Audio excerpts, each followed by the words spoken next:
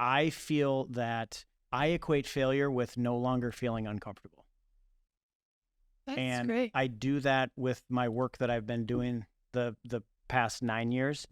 That feeling it's a motivator to me, because what it means is that it still matters to me and that I need to keep reaching.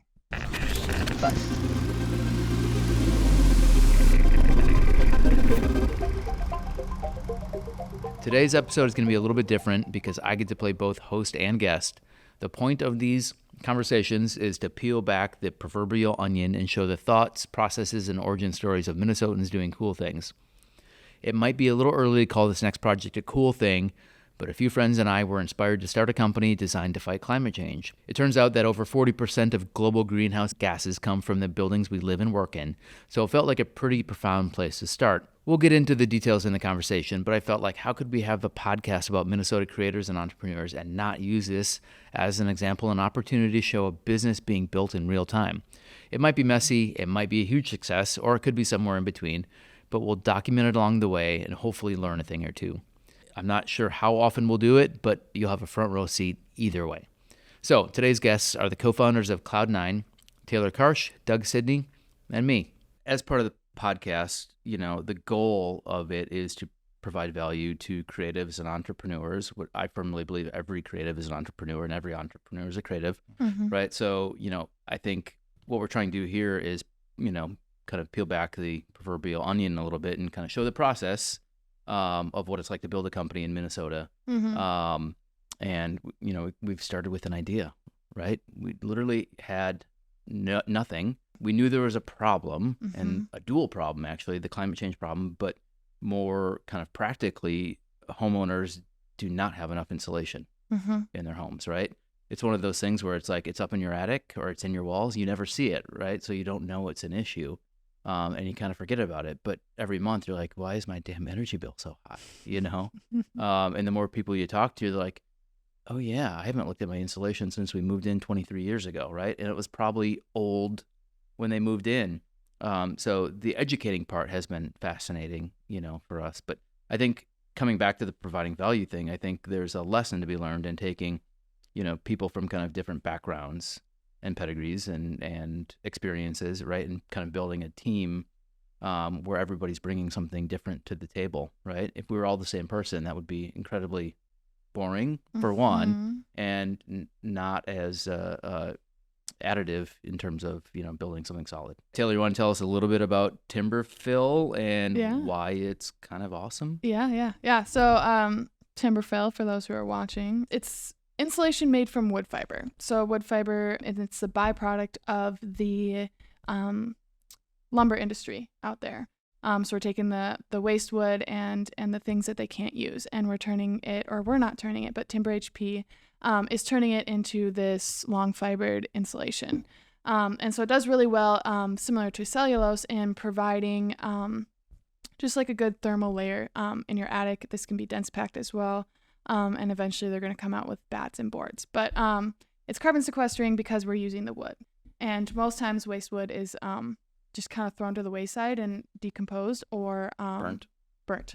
And so in the decomposition side of things and in burning, you're still releasing that carbon back into the atmosphere. So we're creating mini carbon sinks all over the Minneapolis area by putting these into homes, which is just kind of what we need in that environmental space. So very popular in Europe, right? Europe is typically, a few decades ahead of us on most of these things. And for a whole host of reasons, it never took off in America, partially because it's expensive to build those factories. So this new company, Timber HP, just built a $200 million factory, and they're the first company in North America to be rolling this off the line. And at Cloud9, which is what we're building, we're the first company in the Midwest to be able to offer it to homeowners, which feels kind of awesome. Yeah. Right? Oh, totally. Like The timing of it all is so serendipitous. Oh, because gosh, yeah. They're launching this year, and we were able to get up to speed with what we wanted to do. And things kept falling in line with, a lot of effort and a lot of planning and some decent execution on our part, of course. I'm tooting our horn just that little bit. Yeah. But the way that this is lining up I feel it's a really good sign. Yeah. Well, I mean, one of the coolest emails we got was, when we placed our first order, they're like, congratulations on being one of the first customers on the continent to have order number 3 kind of deal coming off the line. Yep. It's So, pretty great to say. Taylor, you come from a sustainable systems management background, right? That was your education. Right. And, you're a fair bit younger than us. So, this has been part of your life forever, right? Mm-hmm. Like climate change has been. Mm-hmm. Yeah, very, very ingrained in kind of everything I do, which is why I did my degree in what I did, because I cared so much and I have so much passion behind it. So I can really bring that to this project along with a lot of the technical things I learned in my degree and, LCAs that we can do on our projects and carbon credits and how to kind of best maximize what we're doing for the planet and the people. And, kind of wrap profit into all of that at the end kind of deal. Right. And Doug, your background, you kind of were already in the home performance industry, just not in insulation, right? More on the window side of things. So you've been talking to homeowners for years, talking about energy efficiency. So I would imagine when you were introduced to this idea, or when we started talking about it and started talking to Timber HP, it was an easy kind of leap for you, knowing like, oh yeah, homeowners are definitely interested in this. And the climate change, which you are aware of, and obviously now passionate about, like you're a little bit like slower than the rest of us to catch up on the profound. For sure. Yeah. And as we were putting a business idea together, my constant thinking was, well, how am I going to be useful to this? What can I contribute? And the great thing was that you two were already a step above, ahead of me in saying, well, we can bring Doug on for the experience that I've garnered from my career in home improvement. And you're absolutely right too. I was at the back of the line in terms of my familiarity and my knowledge compared to the two of you with climate change and environmental impact on things. So as we talked more, that put me more in my comfort zone because I felt I do have a seat at this table. I can contribute something. The thing that needs to be mentioned too, because you're just modestly sidestepping this, but it needs to be discussed in this conversation about the three of us. You have built a business from the ground up to success, and you found something that was needed that was not, and you brought it to your population, and namely that you built an internet service provider. Yeah. You built that up, you found a need, and you found a way to fill it. Yeah. And that's so obviously your interest in wanting to do something about climate change, and also your passion with tech. Yep. The third part for you and what you're contributing is that business savvy. Oh, all right. It has to. I mean, we have to discuss this. Where can I send the check? You're welcome. That was nice. Yeah, it's funny, like even taking a further step back, every single film I've done is its own business, right? And, a few of the bigger ones, like I wasn't running the business per se, but you have to treat it like a business, right? You have inputs, you have outputs, you have budgets. You have to, balance the books. You have to provide, as much value. In film, we call it production value, right? You got to put everything on screen. If you're spending money that doesn't show up on screen, like, what's the point?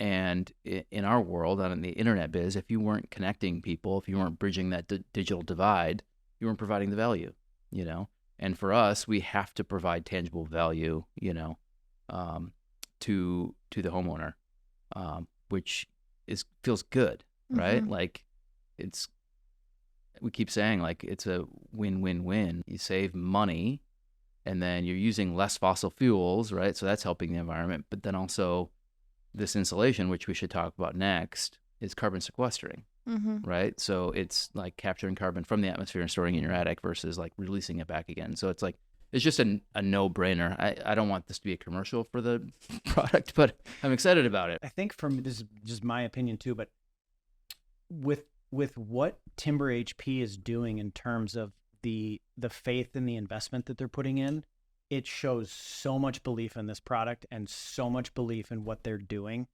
that another great sign. Yeah. I mean, they've done the math. They wouldn't invest that much if they didn't see the market. That is a huge investment. They're getting tons. They're on the road doing shows and things like that, and they're just getting tons of positive feedback from everybody. Even people in the Midwest are saying, when you're coming here, when you're coming here, when you're coming here. And so it's exciting to be that company love that's bringing it here. Yeah. And, trying to connect with those people that are like, where is it? Yeah. And here we're here. We're doing it. It's high performing, right? It performs equally as well, if not better than other installations out there. Easy on installers. Installers love it. It's not the itchy, pink stuff or, the fiberglass. Easier on installers. Right. Yes. Spray foam technically is higher performing, but it can fail. It off gases. It's really expensive.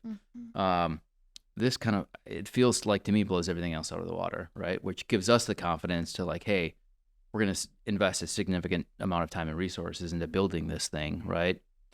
So we, I think both through the combination of experience, hard work, and a little bit of luck, that we just were kind of ready to take that leap when this was available. I think there's two other aspects working in our favor also with where we're going with this, which is homeowners and the advantage of being in Minneapolis, which there is a huge disadvantage, our weather. That's a big reason why we're doing this. But also the consciousness is very high here, in my opinion.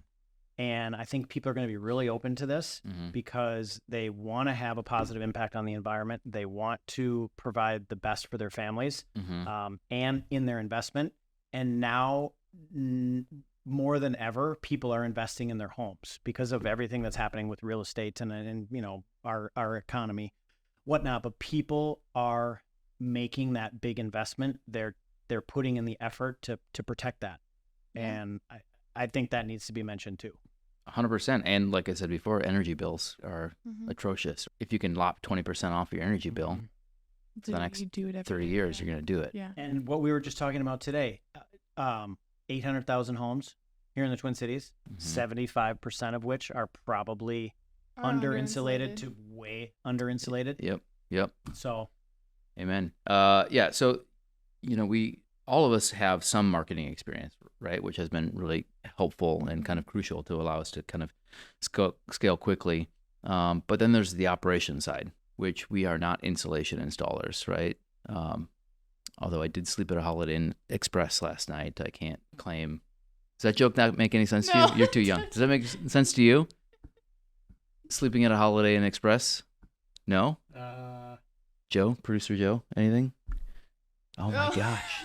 We're going to have to cut to a clip. No, there are a series of commercials, maybe 10, 20 years old, but like somebody working in an operating room and they're like, excuse me, who are you? You're not Dr. Stewart. Like, you're not a doctor. No, I'm not a doctor, but I did sleep at a Holiday Inn Express last night.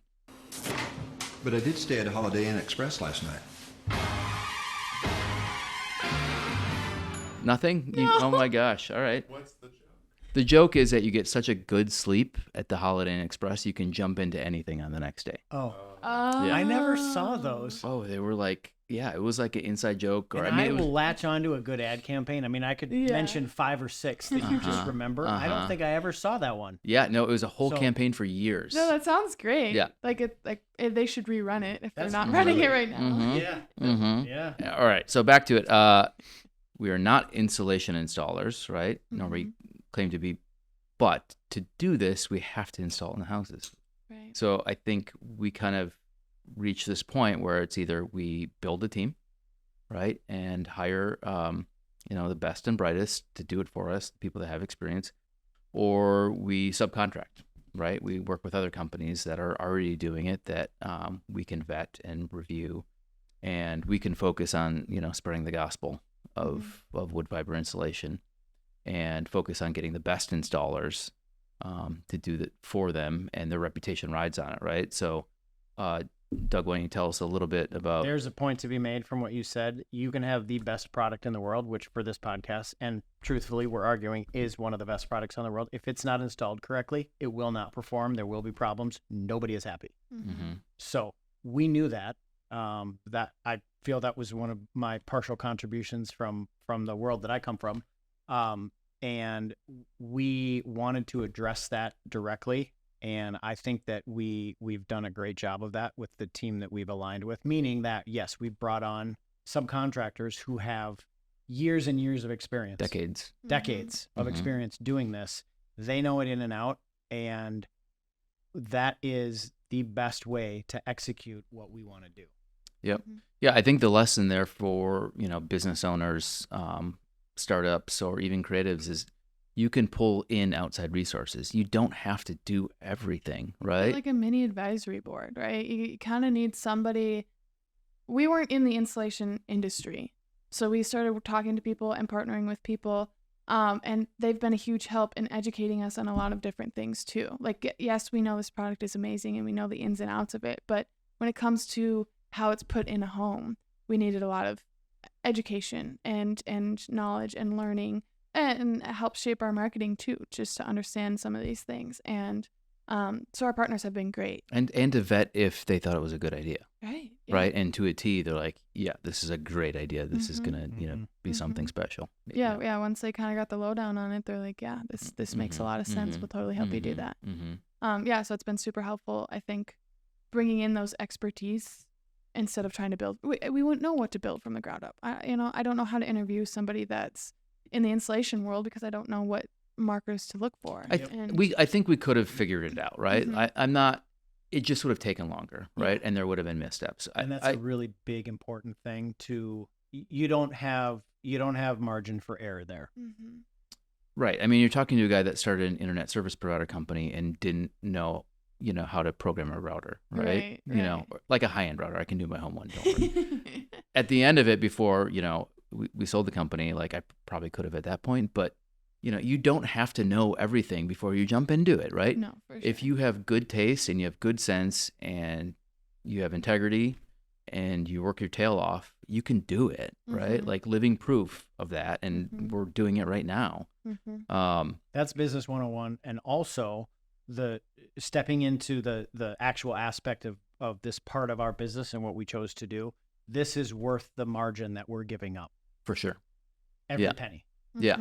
Well, let's talk a little bit on that note about being a stakeholder-driven organization, right? Yeah. There's a lot of businesses out there that are like a shareholder-driven organization, right? Where every decision has to be based on profit, right? Profit motivation. You can have, you can give to the local little league team, you can do that, but that's PR for the most part, and or morale for the employees, which is great and everybody should do it. But being a stakeholder-driven organization, it means profit doesn't have to come first, right? We can make decisions based on the benefit of our stakeholders, and our stakeholders are not just us, right? It's our customers, it's the town, it's the employees, the subcontractors, the communities, and frankly, the globe. Yeah, and the environment and everything, Right, so that is immensely like freeing, right? Because now we get to make correct decisions versus profit-driven decisions. You're not pinned in a corner when it's like, oh, I want to do the right thing, but it's not going to make us a lot of money, or we might necessarily lose money, but like just break even on some of these things. Sometimes that's worth it. Yeah. Just to do the right thing on some of these things. Yeah. And so it's nice to have that kind of written into our foundation. Right. As an example, what we've just one thing we've just done is we bought carbon credits to offset our own internal use of fossil fuels, right? Lights and things like that. Driving and For paper. So those that are going to poke holes, then we're sending paper out. Yep, for sure. Get our name out. Yeah. So we bought 1.5 metric tons of carbon credits to offset what we're using. So it feels good that we're walking the walk, right? And I know a lot of that ESG stuff is controversial in the corporate world right now, right? Where they're saying it's again just PR, but what's ESG? Environmental, social, and governance. Is that? Oh, yeah, something like that. So basically, the touchy-feely stuff that corporations are engaging in, right? Yep. Where the capitalistic leaning folks think it's kind of a sham, which there's probably truth is somewhere in the middle, right? However, we have a responsibility. Like, I wouldn't want to do this if we didn't have a responsibility. There are a lot easier ways to make a quick buck, but this, at the end of the day, we get to feel really good about too. Finding those things that can put food on the table, but also provide value and make the world a better place. Like, we should all aspire to do that, and I feel really fortunate that we found a project that we can all use our talents and passions in that also makes the world a better place. Like, why the hell not, you know? I think it's just super important. And that's something I've wanted to do since I was probably in high school and decided I wanted to get into kind of the sustainability realm. Was like, how can I make the biggest impact in the best way? And I knew the answer was politics, and I just couldn't go that route. I couldn't get into the lobbying. I couldn't do political. I don't have the patience that is necessary after defeat after defeat after defeat in some of these policy arenas kind of deal. And You've ever door knocked? I know. I couldn't do that either. It's patience for sure to just kind of get told no time and time and time again. And juice is worth the squeeze though, because I would argue that it's tried and true still the strongest form of lead generation. Oh, I would agree. That face-to-face aspect. You can't, And the majority poo-poo on it, and it's tough for people to do, but it tried and true. I think it's so valuable having that face-to-face. You can't ignore it. Like, I can't. Yep. If you came to my door, I couldn't go to another installation company because you already spent time with me and told me it's these intangibles. I think sometimes people don't even realize the positive impact that it has on them, even if they're skeptical, if they're just open-minded enough to have a conversation. And of course, the onus a lot is on the approach. From what I've learned, you need to be able to read your homeowner. You need to be professional. You need to be prepared. You need to strike your target audience. So homes that finding a need. But it's an almost unspoken thing that somehow it has a positive impact, and we couldn't not include that in our approach from meetings and things that we I mean, if you're knocking on someone's door, ringing their doorbell, right, and getting them to stop whatever they're doing, if you're not providing some sort of opportunity or providing value, you're wasting their time, right? But I want to hit that a little bit harder because we kind of haven't talked about your background, your broader background as an actor, right? You were one of the most successful Twin Cities actors in the last probably 20 years, right? You're kind of in everything. Too kind. Yeah. Tons of indies, tons of commercials, voiceover, kind of everything, right? I mean, you have a lot of IMDb credits, right? But with all of those credits also comes a lot of rejection, right? Too, where you would audition stuff, right? And you do 10 auditions, maybe you book 1 or 2. So you got used to being told no a lot, right? And I'm sure it was never easy, especially ones you really wanted, but you kind of had to learn somehow to deal with it. Get that backbone. There's something wrong with me, and I still haven't figured it out. So I decided to just I have a list right here I can share.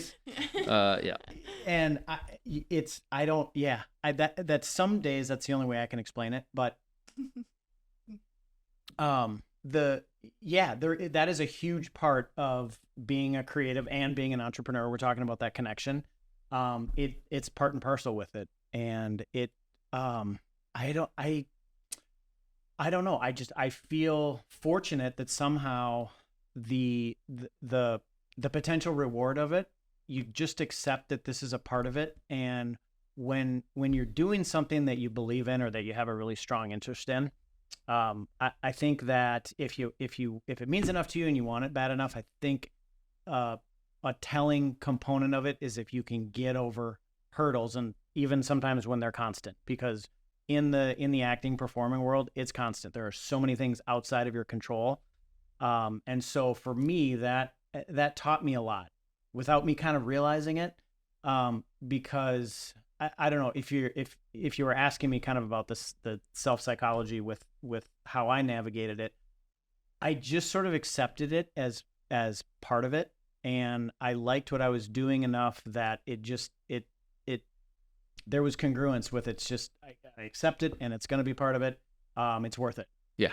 And how interesting that as we go on in life, that one thing leads to the next, and you realize this in books that you read, especially with people's stories or whatnot. But how interesting that it led me to what I did after my acting in sales, in home improvement, because again, I was set up with a really similar arena to have to try to be good at, and it was amazing preparation. Again, it was worth it. And early on, I remember with the work that I was doing that included door knocking, I took to it, and it was a challenge, and so was acting. So I think that's part of my pathology. Well, and there's no right or wrong, right? It's Yeah. You do your best, And right? you learn every time. And either you get it or you don't, and you move on, next. And that rejection in both is, so you wanted this, you didn't get it, so you had a to your face rejection, so take a look at something. And so thank you for your kind words. Acting was great. I was fully invested in it for the many, many years that I did it, and I still think about it fondly. Still do a little bit of it, depending. When I call you, you'll show up. Yeah. Mm-hmm. But my focus has been on what I'm doing now and what we're invested in as well. I think that's perfect, because we all have, these things in our background that we sometimes might not know that it's a superpower, right? Until we actually, put in the effort and the work, or find out, or take the risk, take a leap, right? And be like, oh, I actually enjoy this, or I'm good at this, or I have to walk through glass to get, that treasure. It's worth it, right? So it's building that kind of internal grit, to understand, like, I can get through this, I can do it. Whether that's through experience or confidence or passion. Mindset, it's just huge. And it's just knowing that you need the 100 failures before you find that one big success. You're going to have successes along the way, like 100%. Fuck, some days. And it is. And it beats you down, and you have to, sometimes you just put it away for a bit. You go to bed and you wake up and you just start all over again. Yeah. And it's just a mindset of like, what can I learn from yesterday and do better on today, and that's just a huge thing to take into anything. Yeah. Really. And one of my mantras, and a thing that I tell a lot of young creatives and filmmakers, they ask me, how do I break in? What do I do? Do I move to LA? I'm like, don't ask for permission. Never ask just do it. Right. If you're waiting for someone to anoint you, you're going to be waiting a long time. Some people get lucky, right? But don't wait, just do it. And that momentum shows that you're serious. That momentum gives you experience, right? So you're better, right? And an object in motion tends to stay in motion, right? And people want to be a part of that, right? So on a lot of movies too, where we did independently, I would set a date like, hey, we're shooting, 7 months from now. Are you on the bus or are you off, right? And that sort of mindset is attractive to a lot of people that might feel stuck or have been looking for something, So it's really just about doing.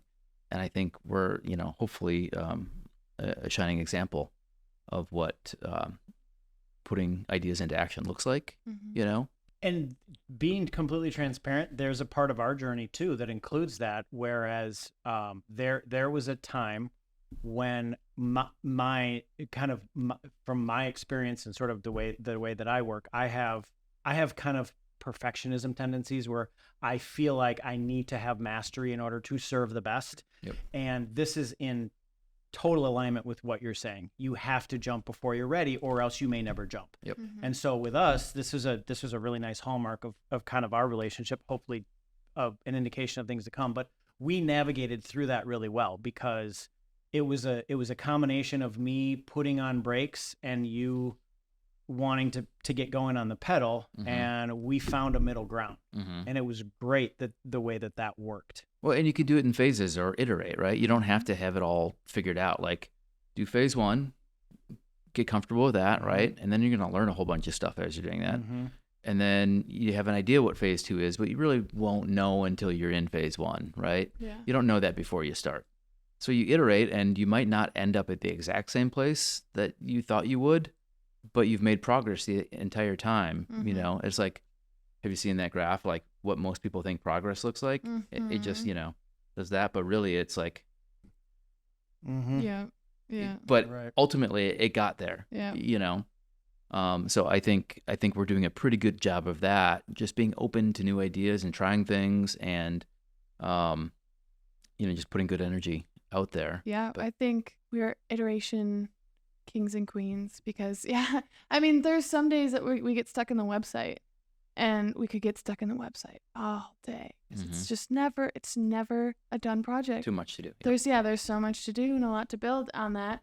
But sometimes Like a script, like an edit. Yep. Mhm. Right. Yep, For sure. yeah, just a lot of things to do, and so sometimes we just kind of put a time limit on it, and Mhm. I'm like, okay, or we're gonna do one more thing, and that's gonna be it.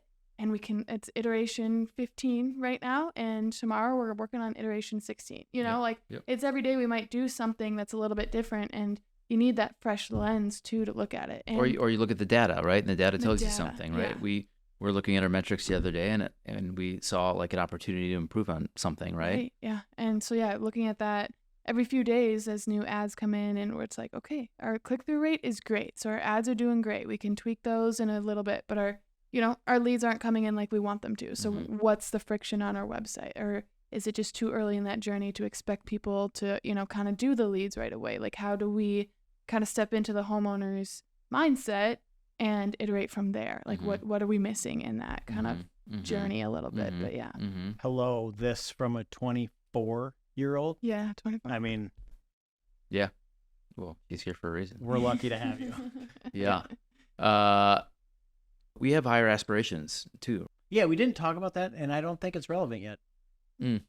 But I mean, Mhm. now it is, as we're kind of wrapping up. Oh, sure. Yeah. And I feel like our approach is really grounded. Yeah. We want to go retail. We want to have a meeting, and I think that was a really good, thorough way through this conversation today. Right. But yes, we do have Yeah. a larger scope in mind. Yeah. I mean, part of it, there are other home technologies out there, right, that can make a big difference in terms of the personal responsibility, right? And if enough, homeowners, citizens, whomever, right, can all do these things, and we're not talking about like, recycling, right? Like you should be doing that, but there's bigger things that will have a broader impact, right, that are really coming to the forefront, and we want to be part of that conversation, right? We want to be at the forefront of either helping people get it or educating, right? We all come from like a media background as well. So, this education part is, I think, something that we can really lean into a lot more, right? And kind of leverage our experience in that world to help bring these ideas to the forefront, right? And not make it doom and gloom, make it like practical. Like, here are the practical things you can do that will make your life and others' lives better, right? So I think those two things, like, I want us to keep talking about and thinking about, like, how can we continuously add value? If we can always add value, like, the sky's the limit. Right. Mhm. Totally. Yeah, I don't know, any closing thoughts or words? No, I'm excited. Hey, we covered a lot today. It was good. I Yeah. think we Okay. do an update episode in a year. I think we're doing more than that. Yeah. No, I think maybe every quarter, like, yeah, 3-month check-in, and yeah, as long as we have enough to talk about and provide value, even on this front, I think that'll be good. So this was kind of the intro episode, right, where we got to talk about us and kind of our backgrounds and the product and what we're working on. And I think, Yeah, and utilize your audience. Ask for feedback on what was helpful. What would you want to know? Because we did the same thing when we were putting this together. All of the exhaustive research that we did, and there are some individuals and small companies out there that are very open source that documented everything. They put everything up on YouTube. That was super helpful. And how great is that people aren't they don't have a scarcity mindset. Yep. And there's enough for everyone. Yep. And with us wanting to have an impact, I think, I mean, if this conversation down the road with your audience can be helpful, yeah, I'd love to know how it can best be helpful.